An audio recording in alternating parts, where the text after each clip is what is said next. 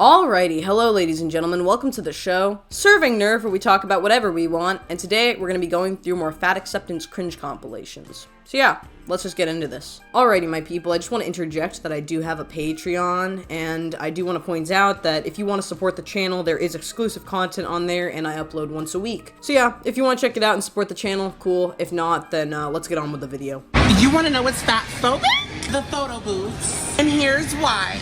Only one fat bitch fits in here. We tried to both get in, and I got stuck. I don't think you're gonna pick her off. You got this. Yeah, that's gonna be a tight fit. I've only been in a photo booth once, and it was pretty cool. I could be morbidly obese fitting in there with my sister, though. She's a twig. Anyways, let's just continue. Okay, so as a fat person who just went to Miami for a couple of days, I had some events. I went to go to support some of my friends in Miami Swim Week. I was around a lot of like influencers, social media people, really beautiful people, right? It's Miami. And as a fat person, just a quick little PSA. Get your head out of your fucking ass.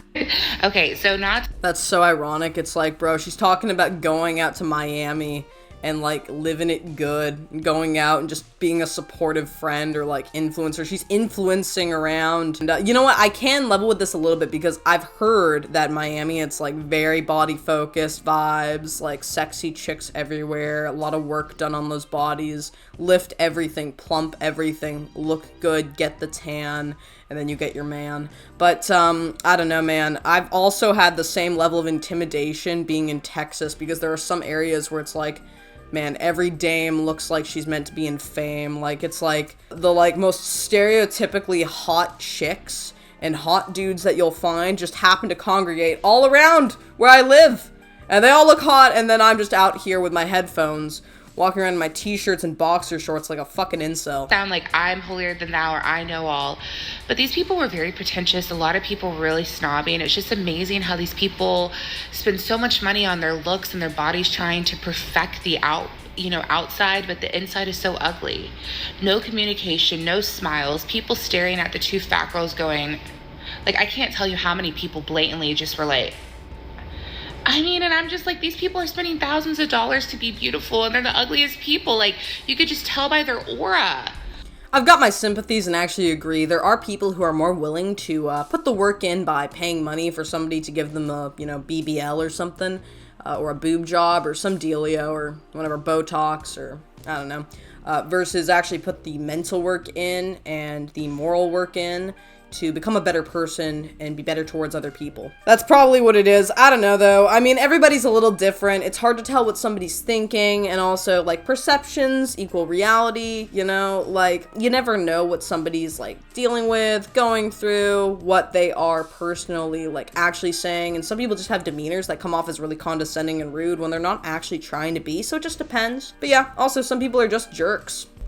Like, don't let social media fool you all, and be careful who you follow. That's all I gotta say. If you want proof that fat phobia has nothing to do with health and everything to do with aesthetics, I've lost over 100 pounds, and as a result, I have loose skin, and I'm told over and over again about how ugly it is and how unattractive it is, and nobody seems to care about the fact that the reason that loose skin is there is because I lost over 100 pounds and changed my health entirely. Interesting, isn't it? That's really sad and unfortunate. One, congrats on the weight loss, living a healthier life. But yeah, TW, intentional weight loss, just getting healthy.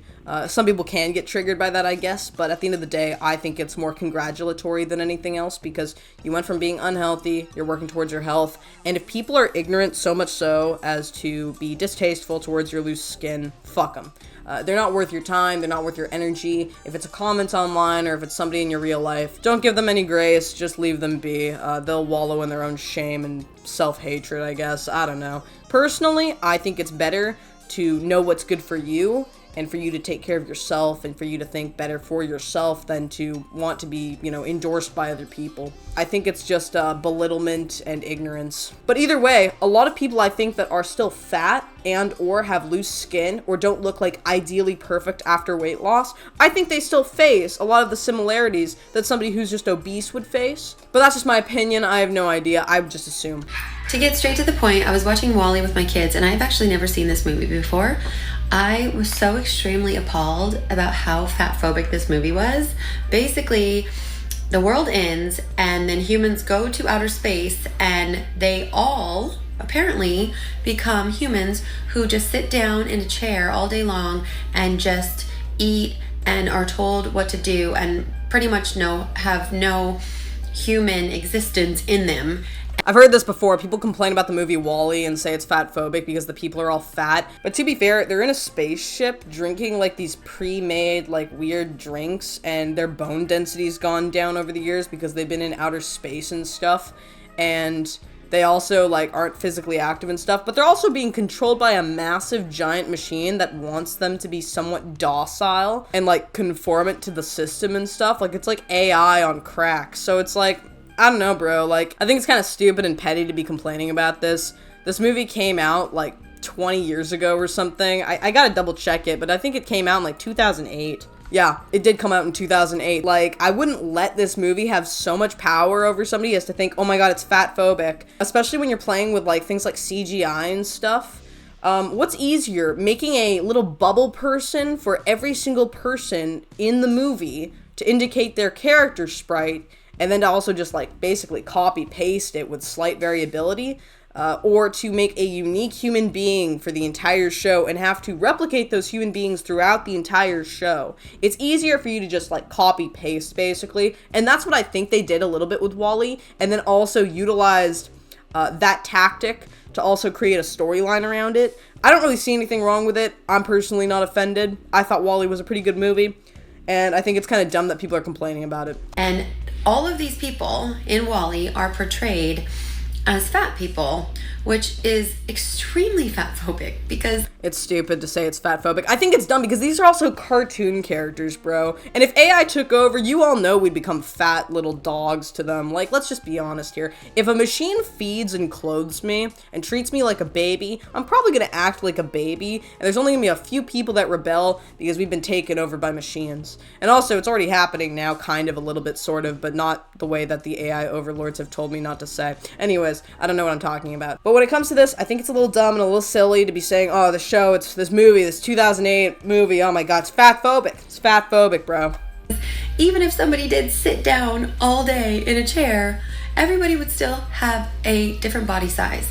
So what this movie is saying is humans decide to be lazy, they just sit down all day and all they do is eat, and they are now just fat.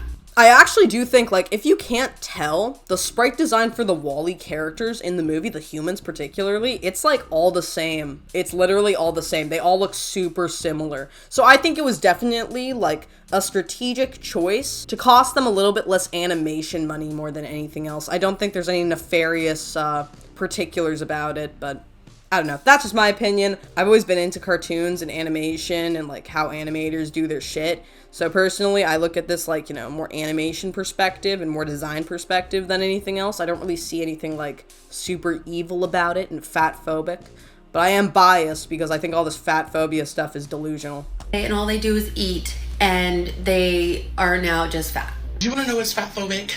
James, why do you give me so much room for my butt when I don't even have an ass? But you don't give me any room for my kabuchi, my front butt.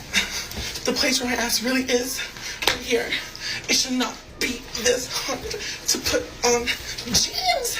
It's sick. Fatphobia confirmed. I've seen this person before, and they're just trolling all the time, but I also agree because I have no ass, and no clothes made for women fit my body, mainly because I have no ass. So, yeah, I can level with this. Like, if I want to actually fit into, like, a woman's size properly, like, you know, no holds bar, because I am, like, built more tum than anything else, you know, and I want to fit something like properly and like, you know, shape fittingly, I'm gonna have to become like twiggy skinny and then just get like skinny all over, or I'm gonna have to get fat all over and then just have it like level out and become a straight stick. But at the end of the day, it's just not gonna work out for me. I don't know who designs women's clothing, okay? I know it's supposed to be conformant to our genetic makeup. I don't think it is. Personally, I can't find anything that fits, so I have my sympathies, but this person's kind of funny and I feel like they always troll. Kind of like my level of humor, I guess.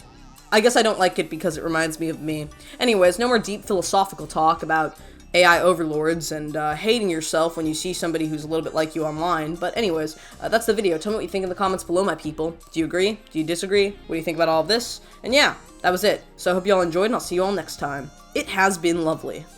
Slater.